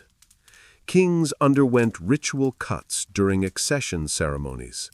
The cuts were small, often on the arms or chest, but deeply symbolic. They declared to the gods and ancestors, "This body is yours to guide." Yet the most shocking ritual came at the end of a king's life. Some ancient accounts suggest that Kushite kings, when they felt their spiritual strength waning, were compelled to die, voluntarily or ceremonially, so a new, stronger spirit could inhabit the throne. Though debated among historians, this idea aligns with widespread African beliefs. A weakened king weakens the land. His death restores balance. In West Africa, sacrifice was inseparable from leadership. Here we find the Nok culture, the Yoruba kingdoms, Benin, Dahomey, empires that rose and fell long before Europe wrote its first histories. In the Yoruba kingdom, blood was seen as ancestral fuel. Yoruba cosmology divides existence into two intertwined realms, the visible world, Aye, and the invisible world, Orun, home of ancestors and spirits. Blood, sacred and potent, nourished the connection between these worlds. Animal sacrifice was common. Goats, rams, birds, offered during divination rituals, coronations, funerals, and healing ceremonies. Blood was poured into bowls, onto shrines, into sacred earth. It carried prayers upward like smoke. But human sacrifice? The Yoruba rarely practiced it, but one exception stands out. When a king of Oyo died, rituals sometimes demanded the death of attendants, particularly the Abubaku, a court official committed to following the king into death. The belief was simple. A king must not journey into the afterlife alone. The Abubaku served his role with honor, knowing his duty from the moment he took his position. His sacrifice ensured stability for the new reign. This was not cruelty, it was cosmic continuity. Benin, famed for its bronze masterpieces, was among West Africa's most sophisticated states. But beneath the artistry lay rituals bound to kingship. The Oba, king, was considered a living god. His body was sacred. His blood could not touch the ground. His hair and nail clippings were guarded to prevent magic attacks. Offerings to royal ancestors often involved animal blood, poured onto bronze altars adorned with carved heads representing past Obas. These ceremonies were believed to maintain the spiritual health of the kingdom. But Benin also kept a darker tradition. During times of national crisis or coronation, a small number of servants or war captives might be sacrificed. Their blood fed the ancestral shrines. Their deaths, though solemn, reinforced the Oba's spiritual supremacy. No African kingdom is more associated with ritual sacrifice than Dahomey, located in modern-day Benin. Their annual customs were elaborate, multi-week ceremonies involving music, dance, military parades, and offerings. The victims, mostly war captives, criminals, or individuals marked for ritual duty. During these ceremonies, sacrifices were made to honor past kings, empower the living king, and thank the gods for guidance. Outsiders sensationalized Dahomey's rituals, exaggerating numbers and motives, yet the truth remains. Sacrifice was deeply spiritual, not chaotic violence. The Dahomey Amazons, the famed all-female military corps, sometimes provided captives specifically for these rites. To them, this was an exchange of life force, anchoring their nation's strength. Across many African societies, warriors believed that death in battle was not merely loss, it was transformation. Blood spilled on the battlefield entered the realm of spirits. Victories were often followed by offerings. Some kingdoms, like the Shona or Zulu, held purification rituals after war. Soldiers bathed in blood or in blood-tinged water to wash away spiritual contamination. Without these rites, warriors risked carrying hostile spirits home with them.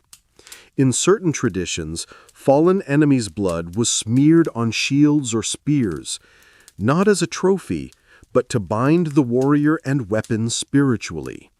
Blood fed the spirit of the weapon, making it stronger. Across Africa, blood was used to interact with the divine.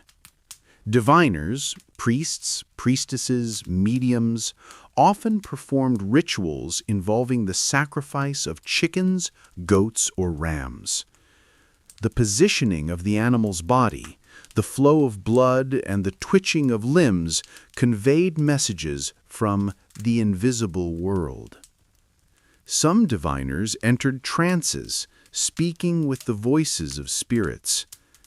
In rare cases, human blood was used in deeper, darker forms of divination, usually involving criminals or condemned individuals.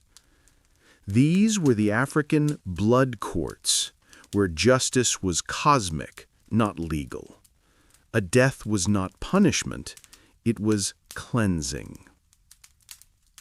One of Africa's oldest beliefs is that the dead remain active members of the community. They guide, bless, warn, and sometimes punish. Burial rituals often included blood offerings to help the deceased transition into the ancestral realm.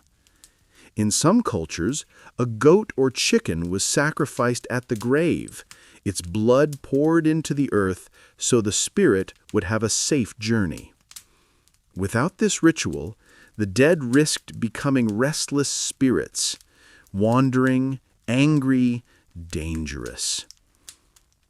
In ancient Sudanese and Ethiopian kingdoms, entire retinues of servants might be sacrificed to accompany royalty in death. Their role was not symbolic. They were protectors in the next world. In regions plagued by unpredictable rain cycles, blood sacrifice served as a plea to restore harmony. Rainmakers, spiritual specialists tasked with controlling weather, performed ceremonies involving the blood of sacred animals. Only in times of extreme drought did communities consider human sacrifice, a last resort, executed with solemnity and fear. These rituals reveal how deeply people believed in the interconnectedness of life, blood, land, and sky. African cosmology sees no firm divide between the physical and spiritual realms. Ritual sacrifice was never simply killing. It was communication, renewal, justice, empowerment. Blood was ancestral fuel, royal legitimacy, cosmic currency, protection, prophecy, healing, ritual rebalance. Where other civilizations sacrificed to appease divine wrath, Africa sacrificed to maintain spiritual equilibrium. Though human sacrifice is long gone, many African traditions still echo with ancient belief. Libations poured to ancestors, animal sacrifice in traditional ceremonies, blood-symbolic rites during weddings and funerals, trance possession in spiritual healing, drum rhythms mirroring ancient ritual tempos. The old blood courts are silent, but their shadows stretch across the centuries.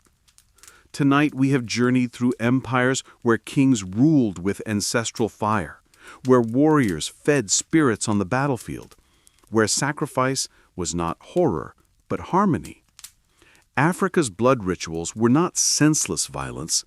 They were part of a world where every breath was intertwined with the unseen, where ancestors watched, where spirits guided, and where blood whispered cosmic truths.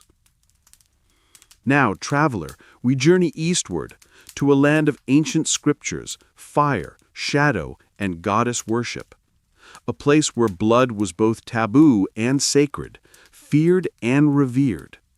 India, where the cults of Kali, Agni, and Agora reveal a new dimension of ritual sacrifice. Welcome back, seeker of ancient shadows. Tonight we enter a land where ritual, philosophy, and mysticism intertwine like roots of an ancient banyan tree. India, a civilization old enough that its earliest stories are myths, and its myths are memories, carries within it a relationship to blood unlike any other. A relationship shaped not by conquest alone, nor by fear, but by transformation. Here, blood is not merely life or death, it is Shakti, power, potential, cosmic energy. India's rituals, from the earliest Vedic fires to the fierce worship of Kali, reflect a truth deeper than history, the belief that the universe is both nurturing and devouring, both creator and destroyer. And to engage with that duality, humans have long turned to sacrifice, sometimes symbolic, sometimes terrifyingly real.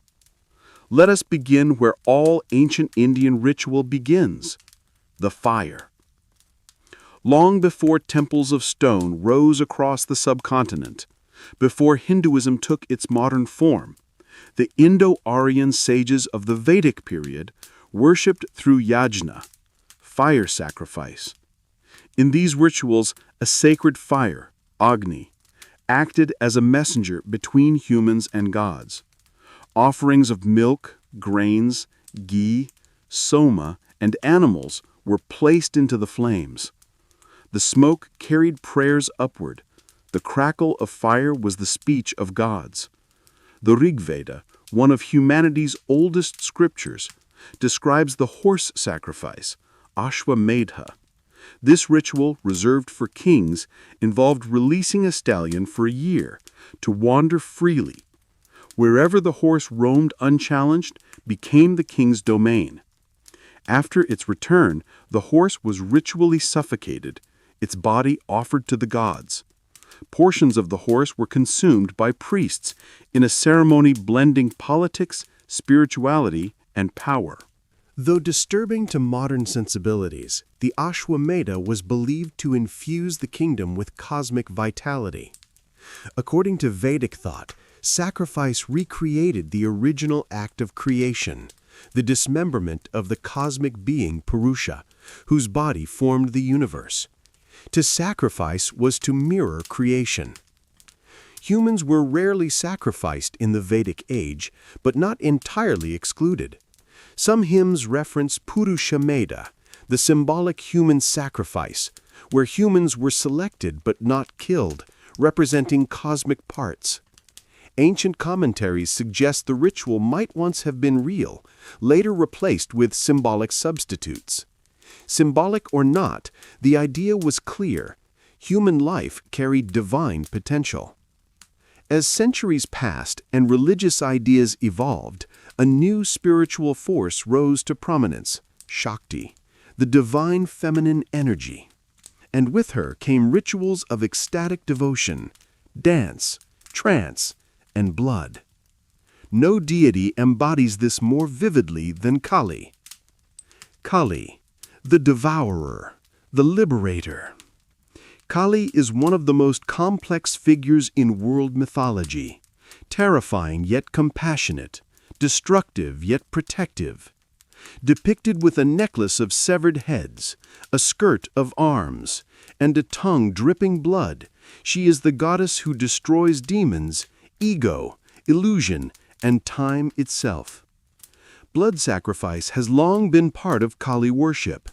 In earlier centuries, goats, buffaloes, and even humans were offered at temples dedicated to her. Human sacrifice, known as Nada Bali, was extremely rare but historically attested. Usually criminals, enemies, or individuals marked as ritual offerings.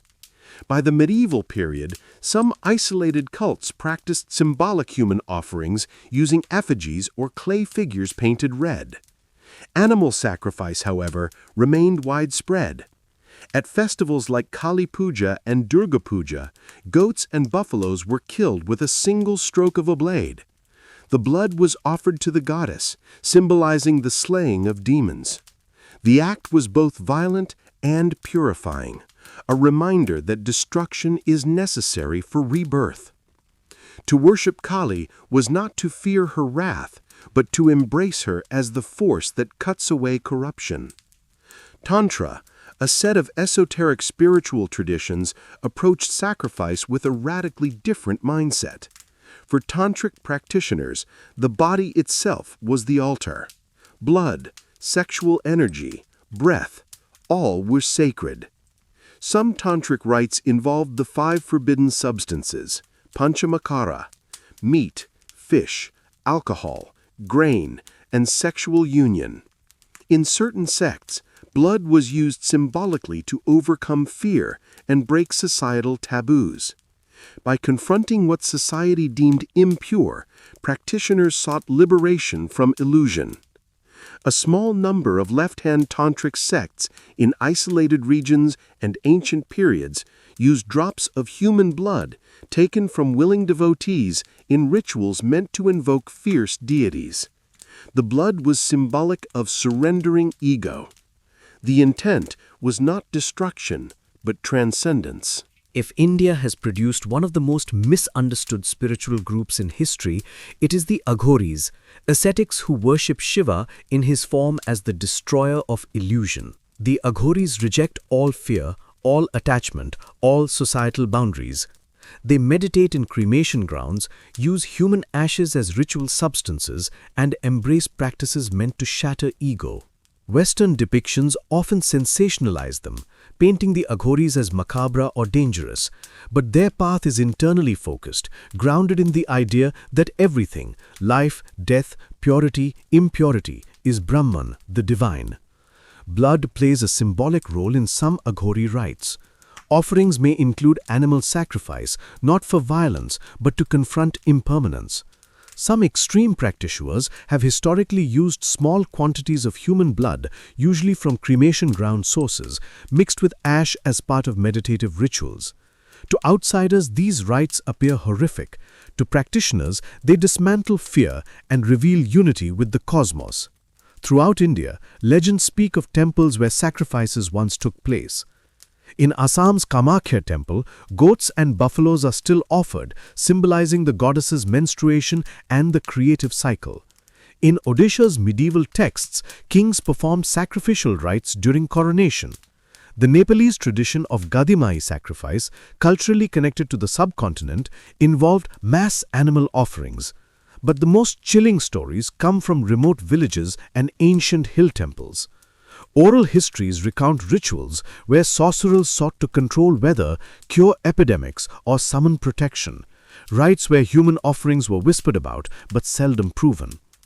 Anthropologists studying tribal groups in central and eastern India found that historically, some communities practiced ritual human sacrifice during famine, believing a single death could appease spirits and restore fertility.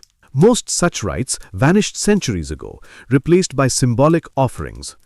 Many tales of Indian human sacrifice come from colonial-era reports, a time when British officials misunderstood or exaggerated local customs.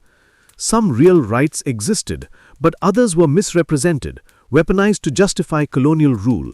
Still, earlier records from Sanskrit texts, Buddhist chronicles, and regional folklore confirm that sacrifice, including human sacrifice, did exist in isolated contexts, but it was never mainstream, never central to Hinduism, always rare, hidden, and surrounded by fear. What sets India apart from other civilizations in this journey is not the scale of bloodshed, which was smaller than in Mesoamerica or ancient Africa, but the philosophical depth behind sacrifice.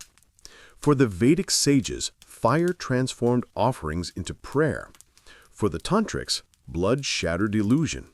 For Kali's devotees, sacrifice symbolized the destruction of evil. For the Aghori, confronting death dissolved fear. The purpose was not appeasement, it was transformation. In India's ritual landscape, destruction itself is sacred, a necessary step in the endless cycle of creation, preservation, and dissolution. Blood is not just life, blood is change. Tonight we'd have walked through cremation grounds, fire altars, temples of goddesses, and the secret rituals of ascetics. We have seen blood used not to control nature, but to transcend it. We have seen sacrifice that seeks liberation, not dominance. India's relationship with blood is layered, philosophical, and deeply spiritual, a mirror of its ancient concept of the universe, infinite, cyclical, both terrifying and beautiful. Now, traveler, our path carries us far into the Pacific, across islands where the sea is God, where cannibal kings ruled, and where blood fed not just gods, but the very bones of the land. Welcome back, traveler. Tonight our path moves far from continents and empires, into the scattered worlds of the Pacific, a vast ocean stretching across 1/3 of the planet, dotted with islands where gods walked like men, where ancestors spoke through waves and wind, and where blood was not only sacrifice, but nourishment for the very land itself. Here, in Polynesia, Melanesia, and Micronesia, ritual killing was never random cruelty. It was cosmic obligation, spiritual necessity, and sometimes a terrifying currency of power. These islands, isolated by ocean but connected by myth, held rites as old as the first canoes that arrived upon their shores. In these worlds, the sea was alive, the mountains breathed, and blood sealed the covenants between mortals and gods. Tonight we explore these islands, not tourist paradises, but ancient realms of storm and shadow, where offerings were made to gods of wind, fire, ocean, and war. Polynesia, a world of volcanic islands, coral atolls, voyaging canoes, and oral traditions that reach as deep as the Pacific itself. Here, spiritual power was known as mana, a sacred force that flowed through chiefs, priests, warriors, and even certain stones and trees. Mana was both blessing and burden. To wield it incorrectly meant disaster. In ancient Hawaii, blood sacrifice was central to maintaining cosmic harmony. At the top of the religious hierarchy were the heiau, sacred temples where offerings were made to gods like Ku, god of war, and Lono, god of fertility. The most feared of these temples were the luakini, war temples dedicated to blood rites. Victims were often captured warriors, convicted criminals, violators of sacred laws, kapu. The kapu system governed every aspect of Hawaiian life, where one could walk, what one could eat, who one could touch. Breaking kapu meant spiritual contamination.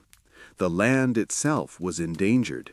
Only sacrifice could restore balance. In the luakini, sacrifices unfolded in ritual precision. The victim's body was purified with water. Priests chanted genealogy, reminding the gods of ancient bonds. The throat was cut with obsidian or shark-tooth knives. Blood was collected in wooden bowls and poured onto altars. The body was sometimes placed on a stone platform called a lele, dedicated to the gods. To Hawaiian priests, this was not cruelty, it was ritual ecology, maintaining balance between human society, nature, and divine laws shaping the universe. Polynesian chiefs were so sacred that even their bones radiated mana. In Hawaii, chiefs' bones were hidden after death, protected from enemies who might steal their power. Some rituals involved symbolic bloodletting to release mana from the dying king into his successor. Power flowed through blood, literally. Fiji has the most documented traditions of ritual cannibalism in the Pacific. To the Fijians of old, eating an enemy was the ultimate victory, not to satisfy hunger, but to dominate spiritually. The ritual was governed by strict rules. Only certain body parts were consumed. The act was overseen by priests. Chiefs often received the first portion, as they needed the greatest spiritual fortification. Fijian warriors believed eating an enemy prevented his spirit from returning to seek revenge. It trapped his mana inside the body of the conqueror, a deeply symbolic act of spiritual conquest. Some Fijian chiefs were even given names like the Eater of Souls. On the islands of Vanuatu, sacrifice was deeply tied to ancestor worship.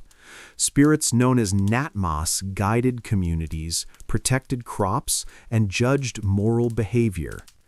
Human sacrifice was rare but not absent. When performed, it usually marked the death of a powerful chief, the ascension of a new leader, severe drought or natural disaster, the consecration of a new ceremonial ground. Victims were often war captives, killed by strangulation, clubbing, or spearing, methods believed to preserve the spirit for ancestorhood. For the people of Vanuatu, sacrifice was not destruction, but transformation. The victim's soul joined the realm of powerful ancestors watching over the living. Micronesia, with its thousands of tiny islands, brought forth a different kind of sacrificial culture, one shaped by ocean, navigation, and ancestral sky spirits. Pohnpei, the stone city of blood. Nam Madol, the ancient Venice of the Pacific, was the capital of the Saude Lord dynasty on Pohnpei. This megalithic city, built of massive basalt blocks, was surrounded by legends of sorcery and blood sacrifice. According to oral histories, difficult births, failed harvests, violations of taboo, royal ceremonies were met with human sacrifice, usually strangulation or drowning. The victim's soul was believed to join the ancestral forces that powered the dynasty.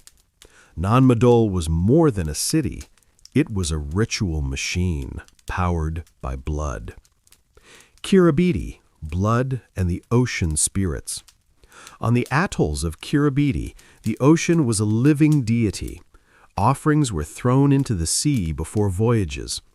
In times of terrible storms or shark attacks, some communities historically offered human victims, often outcasts or condemned criminals, believing their spirits could calm the waves.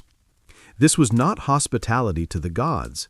It was negotiation with a living ocean. Ritual cannibalism existed across several island groups, not because of hunger, but because of symbolic consumption. The beliefs varied. Eating an enemy captured his mana. Consuming a relative kept their memory alive. Ritual consumption honored ancestors. Cannibal feasts sealed war victories. The act was ritualized, restricted, and always tied to spirituality. There was nothing random or chaotic about it. Cannibalism was a sacrament. Across the Pacific, spirit mediums, men and women, entered trances to speak with gods, ancestors, and forces of nature. Many of these rituals required bloodletting, animal sacrifice, human sacrifice during crises. Mediums used shark teeth, obsidian shards, or sharpened bones to draw blood from their arms or tongues. The scent of blood was believed to attract spirits. During trance ceremonies, mediums could predict storms, bless voyages, identify sorcerers, diagnose illness, determine if sacrifice was required. Communities depended on these rituals for survival. Navigation across the Pacific required divine assistance. Before long voyages, sacrifices were made to ensure favorable winds, safe travel, protection from storms, and guidance from star spirits. Some islands sacrificed only animals. Others, in rare cases, sacrificed humans. Voyagers believed that without these rites, the sea would swallow them. When European explorers arrived in the Pacific, they were horrified by what they saw. Missionaries condemned the rituals as heathen. Colonial governments outlawed sacrifices. Many traditions were driven underground or extinguished entirely. Yet the spiritual logic behind them endures. Ancestors still receive offerings. Bloodless sacrifices continue. Sacred places remain revered. Mana is still seen as real. Taboos are still respected. The Pacific Islands have changed, but the ancient belief that the world is alive has not. Tonight, we walked through the coral temples, volcanic kingdoms, and ocean-washed rituals of the Pacific. Here, sacrifice was not madness. It was a living dialogue with a world that breathes, thinks, and judges. In Polynesia, chiefs bled to maintain harmony. In Melanesia, warriors consumed mana. In Micronesia, the ocean demanded offerings. This was a world shaped not by fear, but by reciprocity. The gods and spirits gave life and asked for life in return. Now, traveler, we stand at the doorway of the final chapter in this crimson journey, the chapter where ancient blood cults begin to fade, where new religions rise, and where humanity steps away from the altars that once defined it. Welcome back, traveler. Tonight, you and I reach the final step of this long journey through crimson corridors of forgotten history. We have wandered through caves where the first humans painted in blood, climbed pyramids dripping with sacrifice, stood in courts of kings who ruled with ancestral fire, and sailed seas where warriors fed the ocean with offerings. But now we arrive at the most mysterious transformation of all, not the rise of blood cults, but their decline. How did humanity turn away from the gods who once demanded blood? How did rituals that shaped civilizations for thousands of years vanish almost overnight? This is the story of the fading of the old gods, not through battle or decree, but through slow revolutions of mind, spirit, and world. This is the quiet death of the blood cults. Before great religions rose, before empires conquered with new laws, something subtle began to happen. Blood itself began to lose symbolic power. In early civilizations, blood was the only visible force that separated life from death. When a throat was cut, the life flowed out. When an animal was killed, blood stained the soil like lightning. Blood was unmistakable, undeniable, sacred. But as societies grew more complex, writing systems, philosophy, early science, humans began to question the old assumptions. Scholars in Mesopotamia noticed that the stars moved in patterns. Egyptian priests saw that the Nile flooded predictably. Chinese astronomers predicted eclipses with startling accuracy. Greek thinkers argued that the gods did not demand flesh, but reason. For the first time, humans believed they could understand the universe without fear. That belief was dangerous, not to the people, but to the gods of sacrifice. Many blood cults collapsed because their foundations, divine kingship, ancestral power, cosmic balance, began to crumble under political strain. In Africa, kings who demanded human sacrifice to validate their rule faced rebellions from competing factions. In China, the Zhou kings replaced human offerings with symbolic animal substitutes to differentiate themselves from the barbaric Shang. In Egypt, the pharaoh's divinity weakened after foreign invasions, undermining rituals tied to royal blood. In Mesoamerica, environmental crises led to distrust of rulers who promised divine intervention through sacrifice but failed to deliver rain or stability. When kings lost power, their ritual systems lost power too. The most powerful force that extinguished blood cults was not science, nor rebellion, nor politics, but new religions that challenged the meaning of sacrifice itself. Judaism, sacrifice without blood. Judaism transformed the ancient model. While early Hebrew rituals included animal sacrifice, the religion evolved toward prayer, morality, and law. The destruction of the Second Temple in 70 CE ended formal sacrifice permanently. The world changed forever. A major civilization proved that a religion could survive without blood rituals. Christianity, the final sacrifice. Christianity introduced a psychological revolution. One sacrifice, the crucifixion, replaced all others. The belief emerged that no further bloodshed was needed because the cosmic debt had been paid. Symbolic wine replaced literal blood. To ancient listeners, this was radical. It removed the need for the temple, the knife, the priest, the altar. Islam, submission, not sacrifice. While Islam preserved symbolic forms of animal sacrifice, the act became personal and charitable, a gift of meat to the poor, not an offering to a blood-hungry deity. The ritual was a remembrance of obedience, not appeasement. Buddhism and Jainism, nonviolence as cosmic power. In India, the teachings of the Buddha and Mahavira declared that all life was sacred. Karma replaced sacrifice as the cosmic currency. Violence became impurity. Enlightenment required compassion. The rise of Buddhism alone weakened ancient blood cults across Asia. Hinduism's transformation.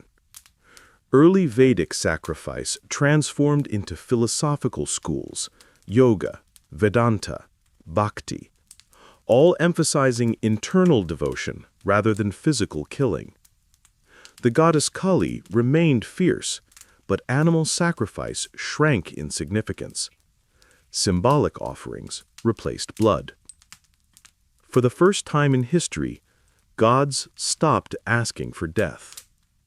Empires reshaped belief by force or by policy. The Roman Empire banned human sacrifice in the 3rd century BCE. Chinese dynasties outlawed human offerings as signs of barbarism. Christian emperors suppressed pagan rituals across Europe. Islamic caliphates ended pre-Islamic Arabian blood rites. Colonial powers in Africa and the Pacific criminalized native sacrifices. Some of these changes were brutal, enforced by sword or decree. Others were gradual, as people embraced new belief systems. But the result was the same. The old altars were smashed, forgotten, buried. As philosophy and early science emerged, people began to see disease not as divine punishment, but as something treatable. Weather was not the anger of gods, but a natural pattern. Eclipses were not omens, but predictable cycles. Mental illness changed from possession to condition. When the world became understandable, the need for blood diminished. Sacrifice thrived on uncertainty. Rationality starved it. Ancient blood cults depended on one psychological truth: fear of the unknown. Fear of storms, fear of famine, fear of disease, fear of spirits, fear of gods, fear of death. But as societies stabilized, with medicine, agriculture, architecture, and laws, fear faded. What do gods of lightning do when humans build lightning rods? What do gods of plague do when humans discover medicine? What do gods of fertility do when humans learn irrigation? The gods didn't fall, their power did. Ironically, the final chapter in the death of blood cults is not disappearance, but rediscovery. In the last 200 years, archaeologists have uncovered skull racks beneath ancient Mesoamerican cities, sacrificial pits in Shang Dynasty China, royal tombs filled with slain attendants, cenotes lined with bones in the Yucatan, stone altars in Greece and Rome, ritual sites in West Africa and the Pacific. Each discovery shatters the illusion that ancient civilizations were peaceful or purely symbolic. But these findings also illuminate why blood cults died. Humanity outgrew them, intellectually, morally, spiritually. Though the great blood religions have vanished, echoes of sacrifice survive today in symbolic forms: breaking bread, pouring libations, fasting, offerings of flowers, burning incense, donating meat to the poor, cutting hair as a vow, lighting candles, performing devotional dances. The altar remains, the knife is gone. Blood cults reveal something profound about humanity. We are terrified of what we cannot understand, and we will do anything, even kill, to regain a sense of control. In a world without science, sacrifice offered meaning, order, connection, purpose, hope. But as the world changed, humans found new ways to create meaning, through faith without death, through science without gods, through community without fear. And so the old gods grew silent. Tonight we have completed a journey through 12 chapters, each drenched in myth, history, power, and fear. We have seen humanity at its most creative and its most destructive. And now, in the quiet of this final chapter, a question lingers. Did the gods ever need blood? Or did humans need the gods? Perhaps both were true, perhaps neither. But one truth stands. The gods of sacrifice died because humans changed. And when humans changed, the world changed with them. Yet deep inside us, in the oldest part of the human mind, something still responds to the shadows, the firelight, the drumbeat, the ancient fear and ancient awe. The blood cults are gone, but somewhere in the darkness, their echoes remain, faint, distant, impossible to forget. Thank you for walking this path.